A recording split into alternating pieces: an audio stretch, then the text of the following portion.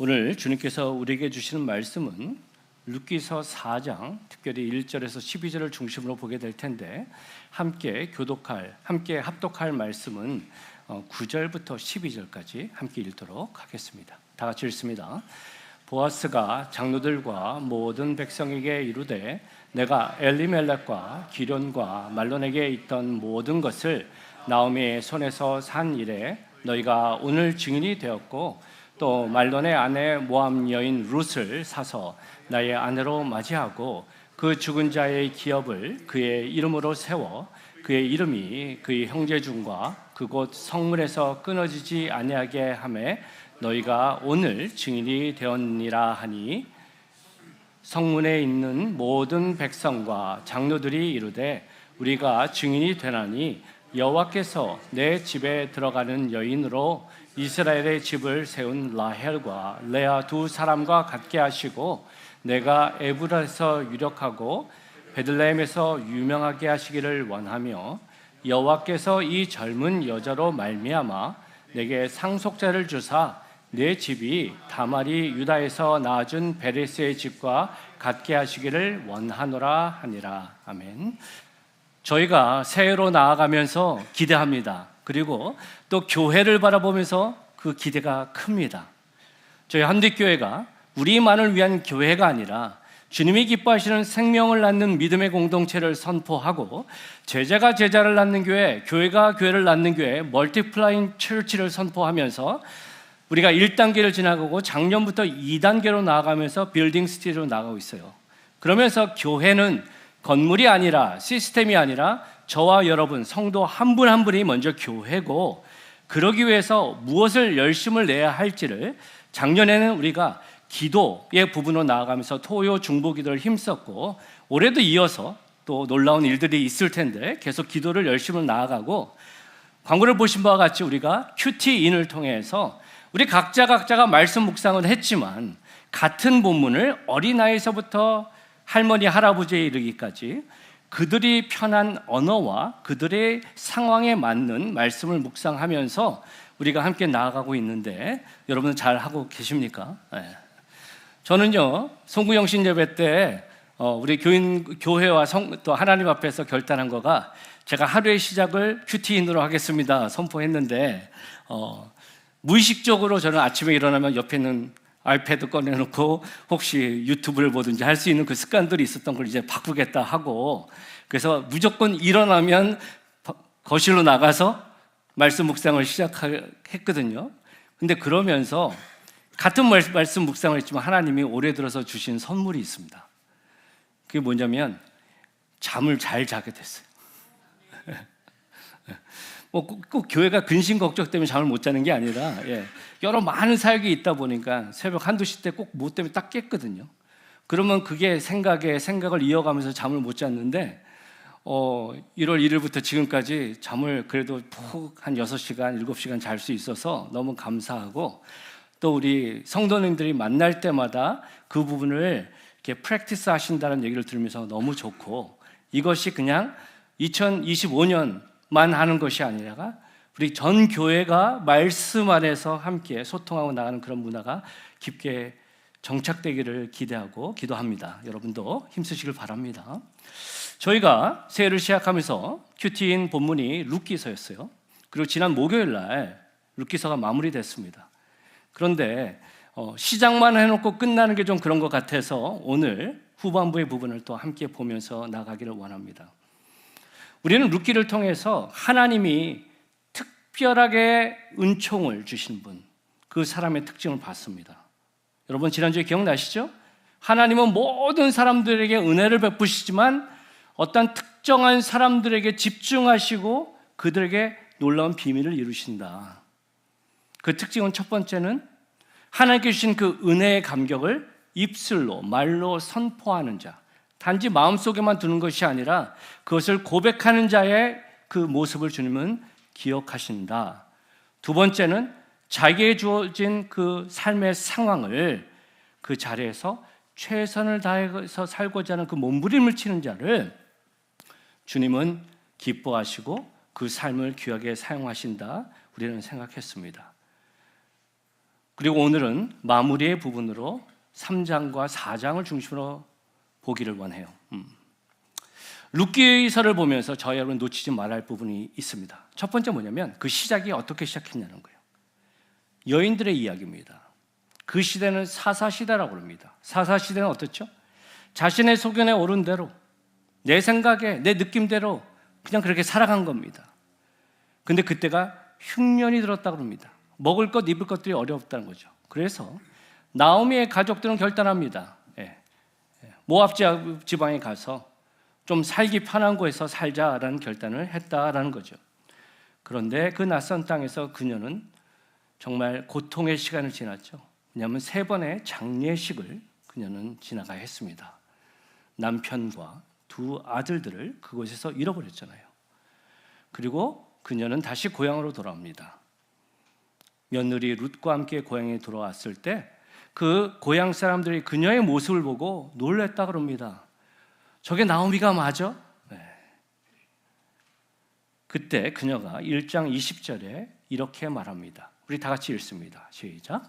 나오미가 그들에게 이르되 나를 나오미라 부르지 말고 나를 마라라 부르라. 이는 전능자가 나를 심히 괴롭게 하셨음이니라. 여러분 그녀의 비로네스루가 보이십니까? 예. 나오미란 이름은 기쁨, 행복이란 의미거든요. 근데 나를 나오미라고 부르지 마. 나를 마라라고 불러. 비로네, 쓴물, 고통. 그러면서 전능자가 나를 이렇게 만들었다. 하나님을 향한 원망을 우리가 볼 수 있잖아요. 그죠? 내가 뭐 얼마나 대단한 잘못을 했다고, 내가 어쩔 수 없이 고향으로 돌아왔지만 나는 정말 이러한 아픔 가운데 있어 라는 그녀의 모습을 보면서 룻기는 바로 절망과 고통으로 시작했다라는 거예요. 그런데 결말이 어떻게 됐냐 하는 겁니다. 4장 14절에서 15절을 보면 사람들은 그녀를 향해 이렇게 말합니다. 여인들이 나오미에게 이르되 찬송할지로다 여호와께서 오늘 내게 기업 물을 자가 없게 하지 아니하셨도다. 이 아이의 이름이 이스라엘 중에 유명하게 되기를 원하노라.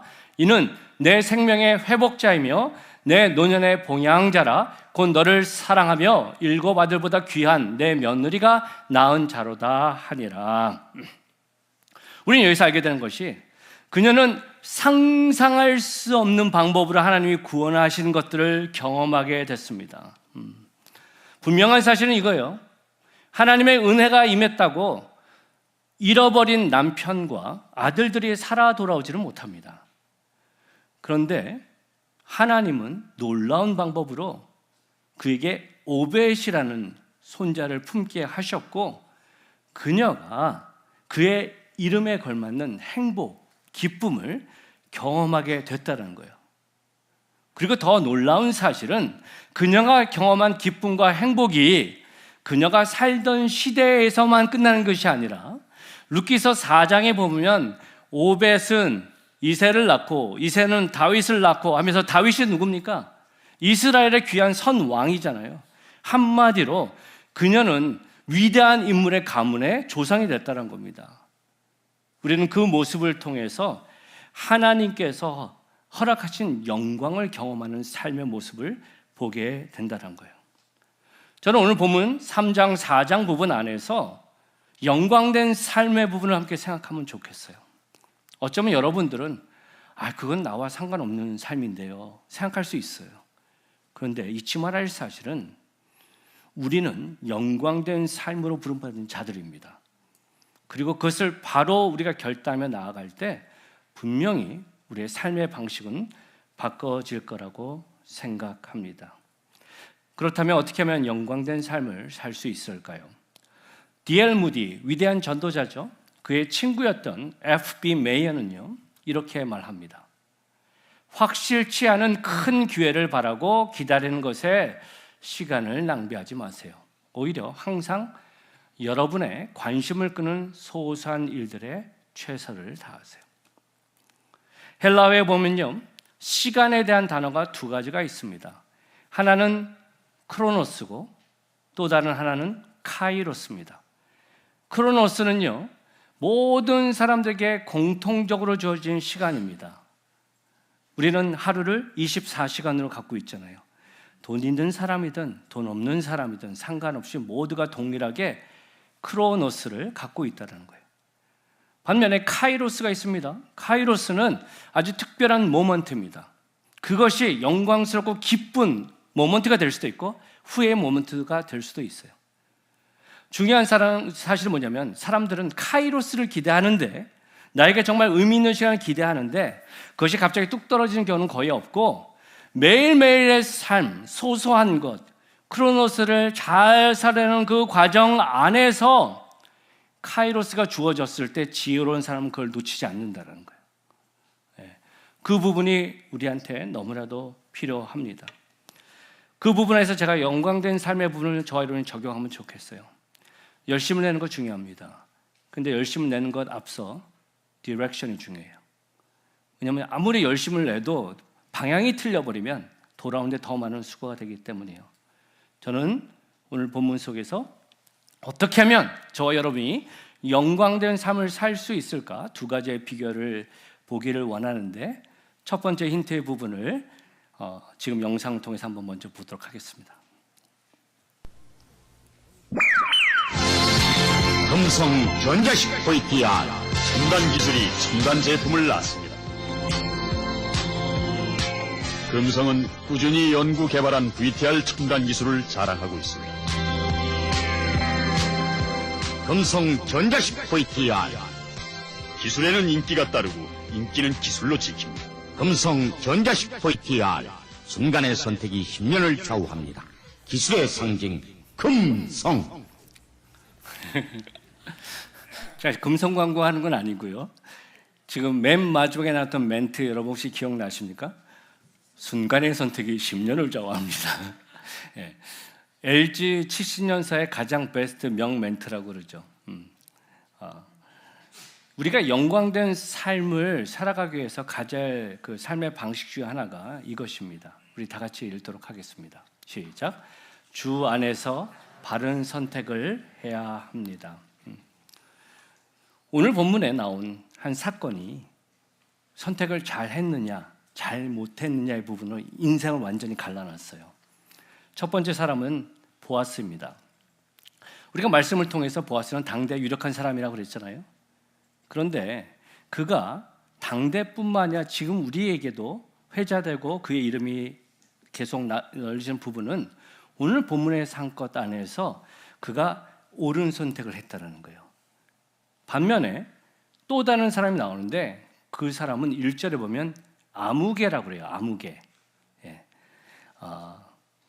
새 유대인 출판협회에서 번역된 성경을 보면 아무개여 이르러 와서 앉으라 할 때 이 아무개를 펠로니 알모니라는 원문을 얘기하면서 영어로 Mr. So and So 이렇게 하고 있어요. 여러분, so 하면 뭐죠? 아이고, 그렇고 그렇지. 별 볼일 없는 그 사람이요. 이렇게 번역하고 있다는 거예요. 예. 분명한 사실은 뭐냐면 보아스가 그의 이름을 야, 별 볼일 없는 사람은 일로 와 그랬을까요? 아니요. 그때는 그의 이름을 불렀을 거예요.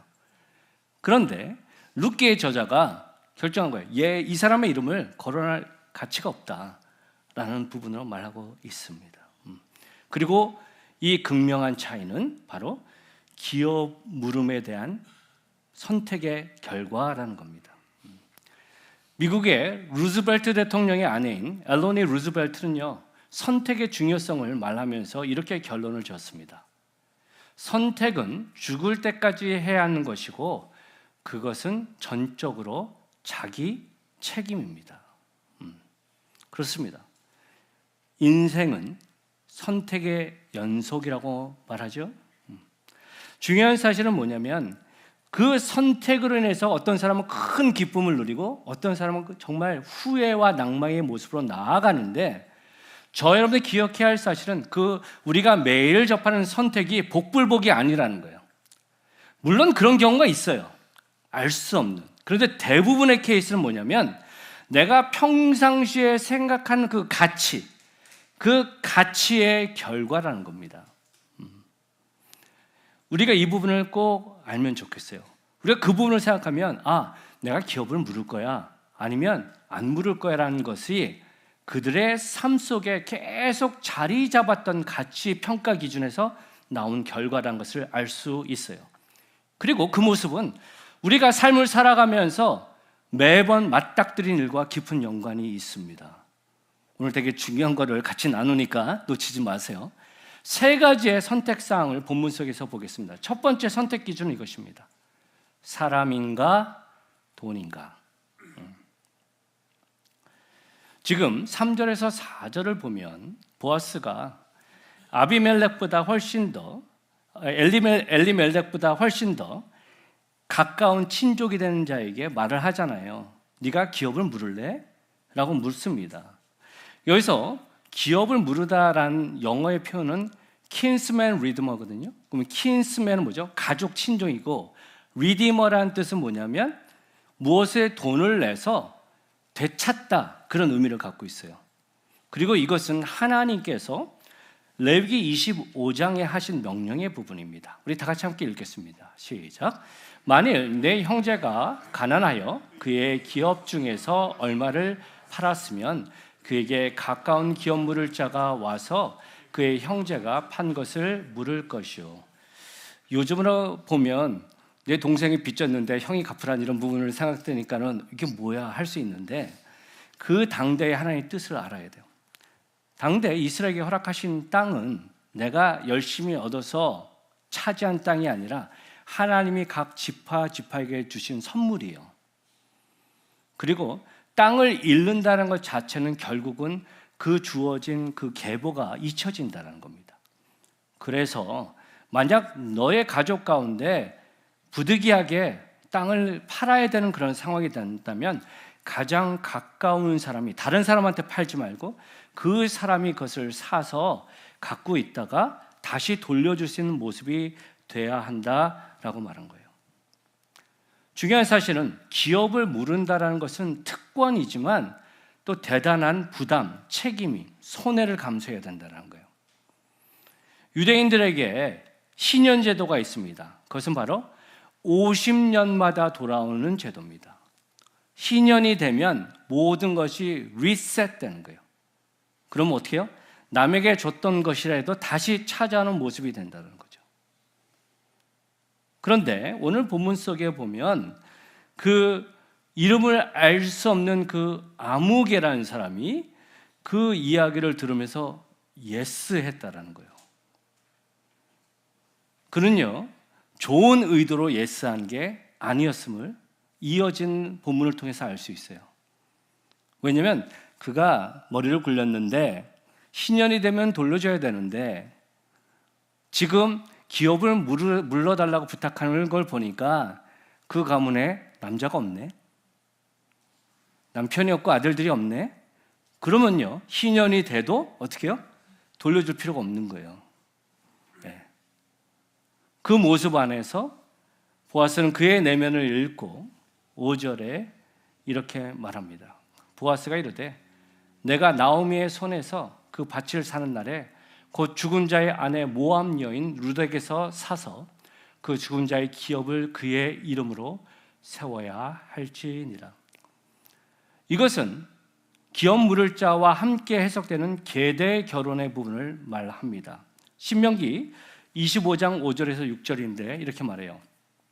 형제들이 함께 사는데 그중 하나가 죽고 아들이 없거든 그 죽은 자의 아내는 나가서 타인에게 시집가지 말 것이요 그의 남편의 형제가 그에게로 들어가서 그를 맞이하여 아내로 삼아 그의 남편의 형제된 의무를 그에게 다 행할 것이요 그 여인이 낳은 첫 아들이 그 죽은 형제의 이름을 잊게 하여 그 이름이 이스라엘 중에 끊어지지 않게 할 것이니라.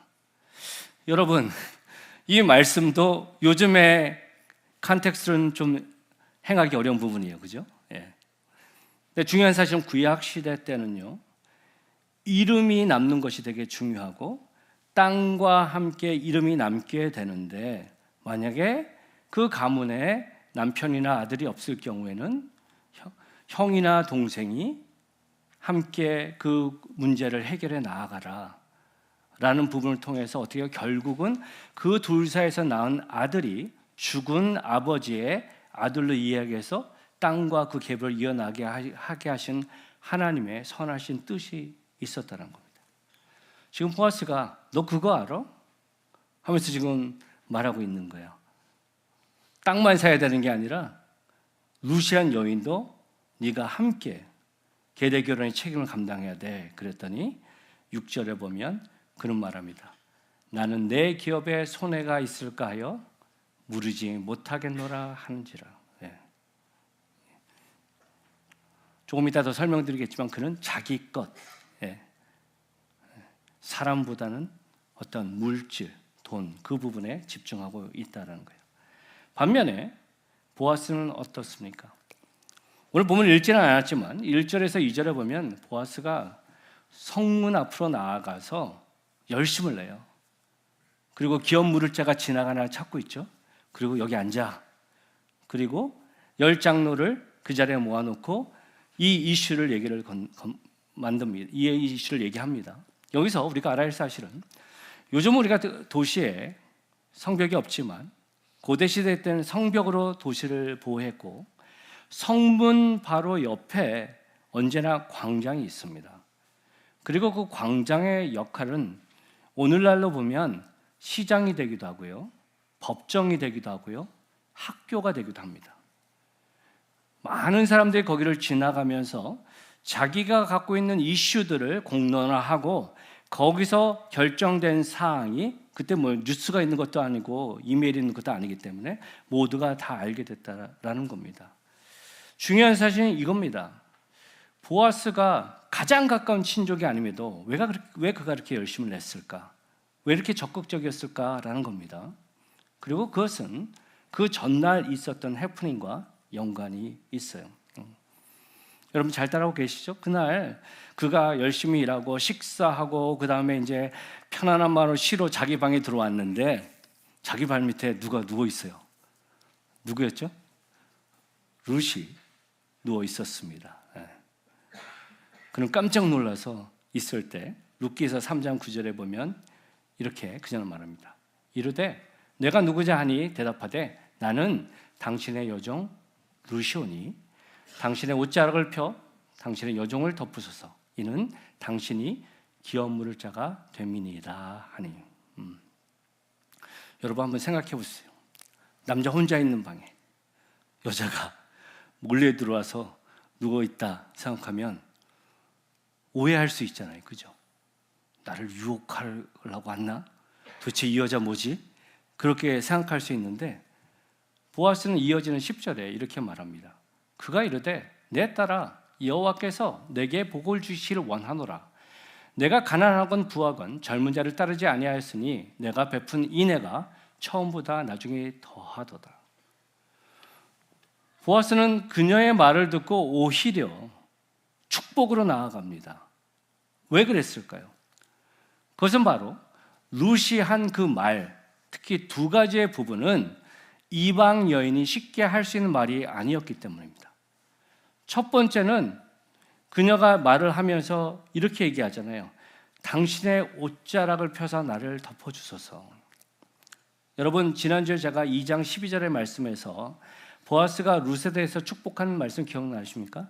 날개 아래 숨으로 온 너에게 하나님의 공급하심과 위로가 있기를 원하노라. 이 표현은요, 신실하신 여호와 하나님을 향한 이스라엘 백성의 하는 결단의 모습인데 지금 당신의 옷자락을 펴서 나를 덮으소서라는 그 고백과 연결되는 부분이라는 거예요. 그리고 그녀가 하는 말이 당신이 기업 물을 자입니다. 이방 여인이 그것을 어떻게 할까요? 그죠? 보아스는 알았습니다. 아, 시어머니 나오미가 이렇게 시켰구나. 또 우리가 알 수 있는 사실은 그녀가 그렇게 결정하고 나오는 것이 결코 쉽지 않았다는 거예요. 그죠?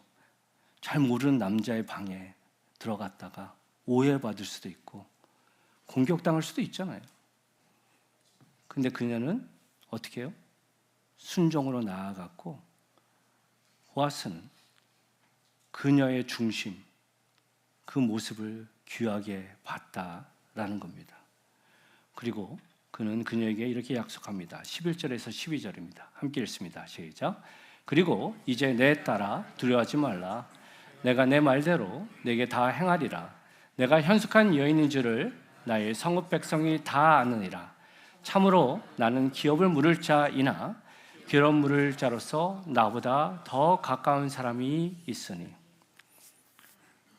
여러분, 이 보아스의 표현을 통해서 앞에 아무개와 너무 비교되지 않습니까?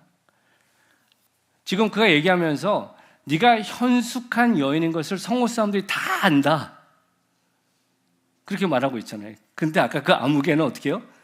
지금 나오미만 돌아왔고 그녀의 존재조차도 몰랐다는 거예요.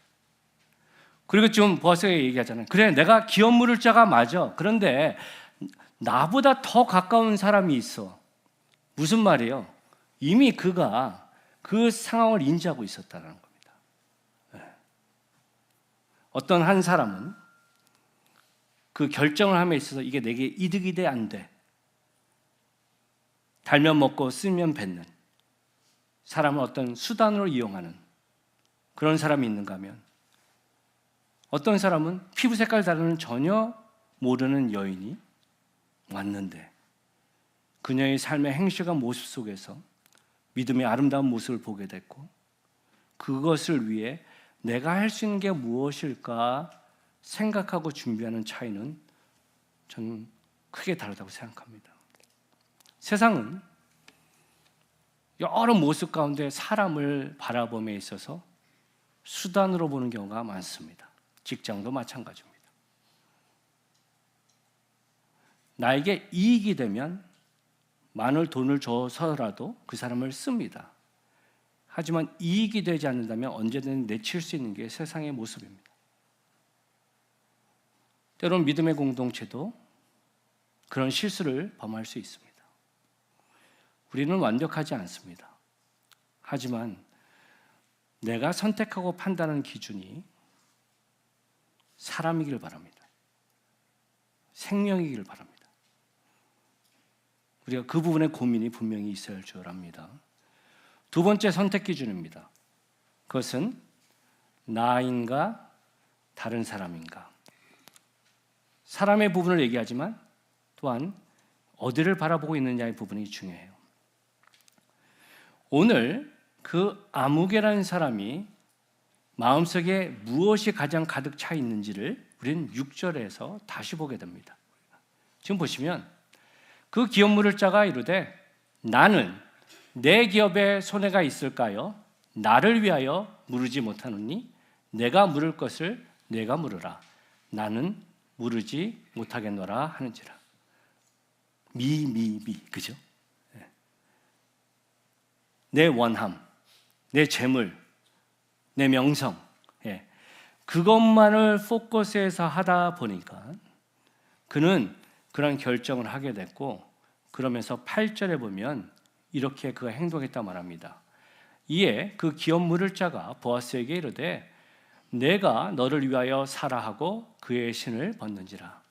이 말은 뭐냐면 신을 벗어서 그에게 보아스에게 주었더라. 당시에 어떠한 관계를 할 때, 그리고 어떠한 컨트랙을 쓸 때 이것을 내가 양도한다라는 표현으로 내가 신고 있는 신발을 상대방한테 주면서 이제 내 권한과 내 책임이 너한테 양도됐어 라는 의미로 행동을 했거든요. 그런데 더 중요한 사실은 이러한 컬처가 어디서 나왔냐는 겁니다. 그것은 신명기 25장에 나오는데 이렇게 말합니다. 그 성읍 장로들은 그를 불러다가 말할 것이요 그가 이미 정한 뜻대로 말하기를 내가 그 여자를 맞이하기를 즐겨하지 아니하노라 하면 그의 형제의 아내가 장로들 앞에서 그에게 나아가서 그의 발에서 신을 벗기고 그의 얼굴에 침을 뱉으며 이르기를 그의 형제의 집을 세우기를 즐겨하지 않은 자에게는 이같이 할 것이라 하고 이스라엘 중에서 그의 이름을 신벗김 받은 자의 집이라 부를 것이니라. 이 말씀의 배경은 이겁니다. 계대결혼, 기업 물을 자의 부분 안에서 그 형제의 아내를 바라보며 있어서 내가 저 여인을 나의 아내로 사지 않겠습니다. 이유는 모르겠습니다. 성격이 안 맞아서인지 안 이뻐서인지 모르겠지만 어쨌든 그렇게 할 때 그게 그냥 지나가는 게 아니라 어떻게요? 그의 신발을 벗기고 침을 뱉어라, 모욕하라는 겁니다. 왜냐하면 그 행동은 형제의 기업을 이어나갈 수 있는 바른 도리에서 어긋났기 때문이다. 그런 과정 안에서 이런 컬처가 나왔다라는 겁니다. 한마디로 그는 나에 집중을 하면서 결국 이것을 그냥 떠넘겼는데, 궁극적으로 우리가 알게 되는 사실은 뭐죠? 그는 자신의 명예와 자기 것을 지키고자 했는데 역사는 그는 아무것도 아닌 모든 것을 잃어버린 존재가 되게 했다라는 겁니다. 반면에 보아스의 부분을 함께 생각해 보십시오. 그의 행동은 이타적인 행동입니다. 중요한 사실은 이거예요. 그의 결정이 결코 쉬운 게 아니었다는 겁니다. 보아스는 아내가 있었고 자식들이 있었어요. 아무리 하나님의 말씀이 그렇게 정했다 할지라도 다른 여인과 가족을 책임지겠다라는 것이 솔직히 가정원에서 그것을 핸들하는 것은 그가 떠넘고 가야 되는 모습이라는 겁니다. 더더군다나 그가 나오미의 가정을 위해서 이것을 내가 다 택하겠다는 모습을 사람들이 있는 그대로 다 받아들였을까라는 겁니다. 아까 제가 이 시대가 사사시대라고 말씀드렸죠. 사사들이 이끄는 시대를 사사시대라고 그러는데, 그 시대를 가리켜서 가장 영적인 어둠기에 있었는데 그 이유 중에 하나는 뭐냐면 자기 소견에 옳은 대로 행하였더라. 자기 소견에 내가 보는 대로, 듣는 대로, 느끼는 대로 행하였더라. 근데 나쁜 대로는 아니고 옳은 대로. 근데 문제는 뭐예요? 우리가 죄성이 가득하다 보니까 결국은 악한 길로 갔다라는 겁니다. 보아스가 이 모습으로 나갈 때 8절에 그 기업 물을 자가 이렇게 말했거든요. 보아스에게 이르되 네가 너를 위해서 살아. 무슨 말입니까? 네가 이렇게 열심을 내는 거 보니까 너 딴 생각 있는 거 아니야? 이쁜 여자, 젊은 여자, 다른 생각 갖고 있는 거 아니야? 그래, 네가 그렇게 해. 그러한 오해, 그러한 가십, 그 부분을 그가 어떻게 해요? 받아들였고 짚고 넘어갔어야 된다는 겁니다. 또 하나는 우리 한국 분들도 그러지만 어쨌든 혈통을 소중하게 생각하는데 모압 혈통의 부분들이 들어오는 거예요. 우리가 알아야 할 사실은 그가 아싸 하면서 한 것이 아니라 그도 마음속에 많은 갈등들이 있었지만 자기가 갖고 있는 기준 안에서 이것을 결정하게 됐는데, 그 기준은 뭐예요? 나의 이익이 아니라 다른 사람의 유익을 위해서 그 결정을 했다라는 겁니다.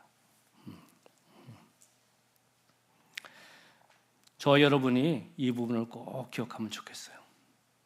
그가 그러한 모습으로 다른 사람을 봤기 때문에 그는 모함 여인, 내가 모르는 여인 정도가 아니라 하나님의 귀한 딸이라는 것을 그는 볼 수 있었고 위대한 결정까지 나아갈 수 있었음을 보게 됩니다. 바라기는 저와 여러분이 나만을 위한 삶이 아니라 다른 사람을 함께 생각하며 나아가는 용기와 결단이 있기를 소망합니다. 세 번째 필터링하는 선택 기준은 이것입니다.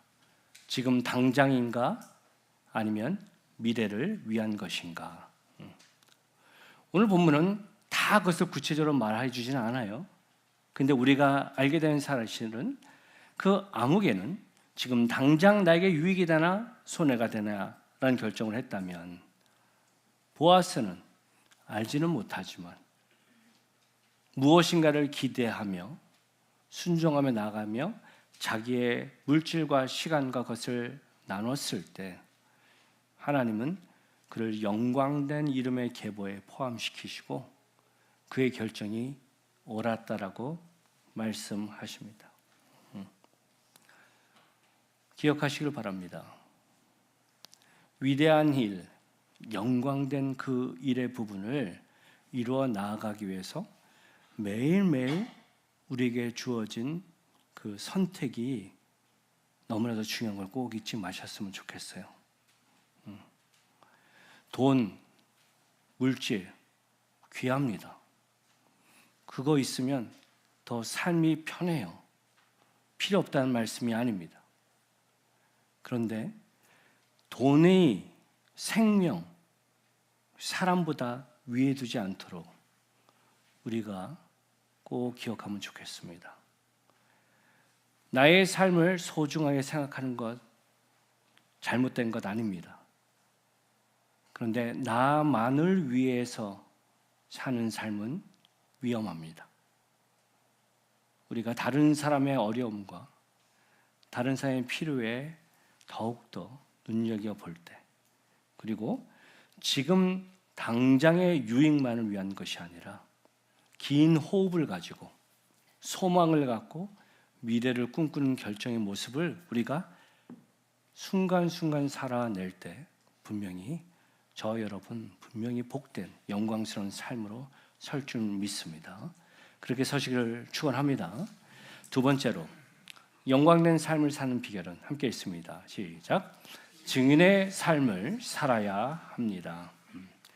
이제 본문 속에 보면 보아스가 그 땅과 아내를 사겠다는 그 결정이 다 이루어졌죠. 그리고 이어지는 본문의 말씀에서 우리가 두 가지의 부분을 꼭 놓치지 말아야 돼요. 첫 번째는 보아스의 역할입니다. 킹스 리디머라고 그랬지만 기업 물을 자의 진정한 모습은 예수 그리스도입니다. 우리의 진정한 리디머 되신 예수 그리스도의 예표로 지금 보아스의 삶의 모양이 보여진다는 것을 놓치지 말아야 되고, 그 다음에 9절부터 11절까지 이어지는 모습이 그것을 바로 아는 자가 가져야 할 삶의 태도라는 거예요. 조금 길긴 하지만 우리 다 같이 읽으면 좋겠습니다. 시작.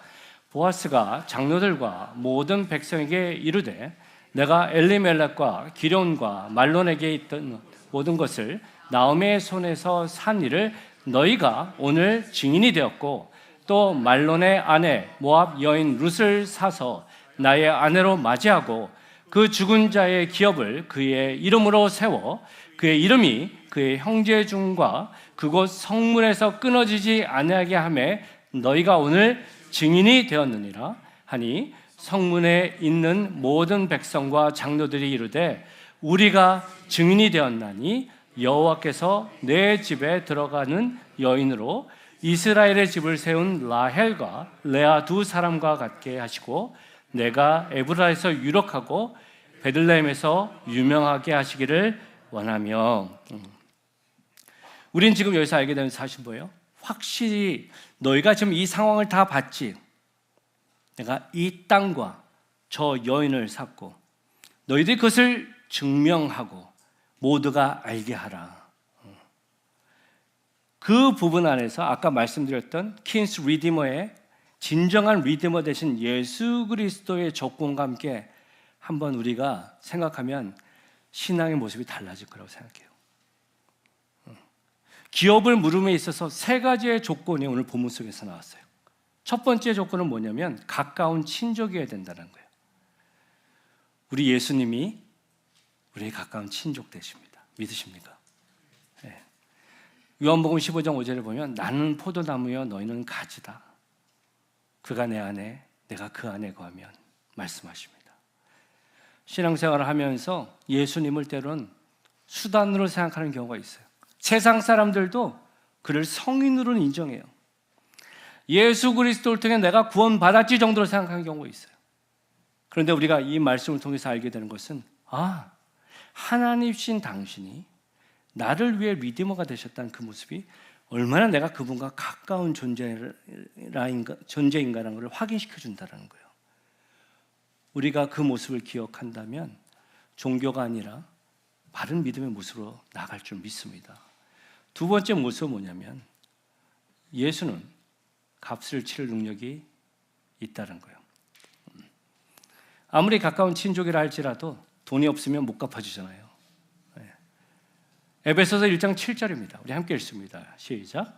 우리는 그리스도 안에서 그의 은혜의 풍성을 따라 그의 피로 말미암아 속량 곧 죄사함을 받았느니라. 저 여러분 잊지 말아야 할 사실은요, 우리가 이 땅을 살아가면서 예수님을 몰랐을 때 우리는 죄의 무게 가운데에서 계속 끌려가는 존재였다는 겁니다. 그런데 예수님께서 우리에게 오셔서 그 죄값, 그 사망 권세의 값을 치르셨다는 겁니다. 당신께서 십자가에 매달려 돌아가실 때 하신 말씀 가운데 마지막에 다 이루었도다. 테텔레스타이. 그 뜻이 뭐예요? 값을 다 지불했다. 노예를 값으로 살 때 그들이 어떻게 해요? 테텔레스타이 하는 부분이거든요. 죄 가운데 있는 모든 사람들이 당신 아래, 십자가 아래 있을 때 그 값이 다 자유함을 얻었다. 우리가 그것을 바로 기억하며 나갈 때 신앙을 애매하게 하지 않아요. 착하게 살아야지 정도의 부분을 생각하지 않는다는 거예요. 죄송하지만 저와 여러분 우리 모두가 착하게 살고 싶어도 완벽하게 그렇게 살 수 없어요. 그럼에도 불구하고 우리가 담대할 수 있는 이유는 뭐예요? 우리가 그분께 속했고 그분이 값을 치렀다. 그런 능력이 있으신 분이다. 내가 또 다른 어떤 선한 행위나 남에게 보여주는 그런 도덕적인 그것들이 더 이상 필요하지 않다라는 그 부분을 알게 될 때 우리가 자유할 수 있습니다. 세 번째 부분은 이것입니다. 예수는 억지로가 아닌 자원함으로 감당하셨다. 이름 모를 기업 물을 자는 억지로 하려고 그러다가 안 됐다면 보아스는 어떻게 해요? 자원함으로 나갔죠. 근데 진정한 자원함은 우리 예수님입니다. 너무나도 잘 아는 말씀입니다. 함께 읽습니다. 시작. 하나님이 세상을 이처럼 사랑하사 독생자를 주셨으니 이는 그를 믿는 자마다 멸망하지 않고 영생을 얻게 하려 하심이라. 아멘. 여러분, 하나님이 이 세상을 이처럼 사랑하사 믿으십니까? 그 이 세상 속에 내가 속해 있는 것을 믿으십니까? 하나님이 나를 사랑하실 때 내가 아름답고 내가 착하고 사랑할 만해서 사랑하신 것이 아니라 하나님은 의지적으로 사랑하셨다는 것을 우리가 바로 알아야 돼요. 제가 말씀을 지난번에 하나님의 선하신 하나님의 경륜의 부분을 설명하면서 성부 하나님의 그 부분은 뭐예요? 우리가 이 땅에 창조되기 전에 당신은 이미 우리를 예정하셨다라는 것을 우리가 알아야 되고 그것이 아버지의 선하신 선택이라고 그랬죠. 저와 여러분이 이 자리에 있는 거가 우연이 아니라는 겁니다. 그리고 여러분 한 분 한 분이 복음이 우리에게 말하는 메시지는 너는 사랑받을 존재이다. 왜냐하면 하나님께서 우리를 사랑하시기로 작정하셨기 때문입니다.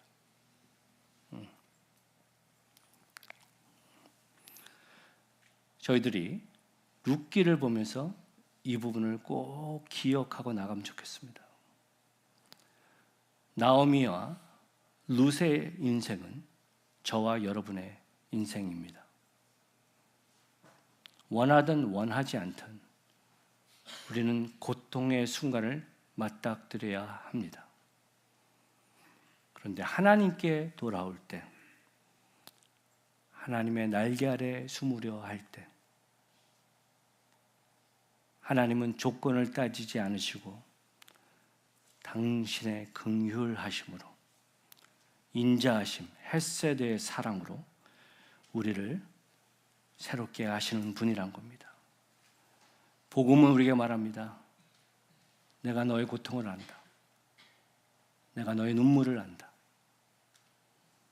내가 너를 사랑한다. 그리고 네가 그것을 바로 안다면 그것을 알지 못하는 자에게 증인이 되고 나누는 자리로 서지 않을래 라는 놀라운 초대가 이 복음 안에 있음을 저와 여러분이 꼭 기억하면 좋겠습니다. 말씀을 마무리합니다. 사랑하는 성도 여러분, Dream big 하십시오. 위대한 것을 꿈꾸십시오. 그냥 생존을 위해서 살아가는 인생 정도가 아니라 나를 선택하시고 당신의 영광 가운데 그 부르심 앞에 주님, 나의 삶을 드립니다. 나의 재능을 드립니다. 나의 시간을 드립니다. 나의 물질을 드립니다. 나의 상처를 드립니다. 나의 아픔을 드립니다. 주님, 내가 다 알 수는 없지만 주님 사용해 주십시오. 삶의 순간순간에 돈이나 물질이 아니라 생명의 가치를 두게 하시고 다른 사람, 연약한 자를 볼 수 있는 눈을 갖게 하시고 지금 당장이 아니라 영원한 시간을 꿈꾸면서 그것을 볼 수 있는 모습으로 나아가게 해주십시오. 우리가 그렇게 결단하며 나아갈 때 주님은 그것을 기뻐하시며 오늘의 삶을 또 내일의 삶을 더욱더 풍성하게 이루실 줄 믿습니다. 그렇게 결단하며 나아가는 저와 여러분 되시기를 높으신 예수님의 이름으로 축원합니다. 아멘.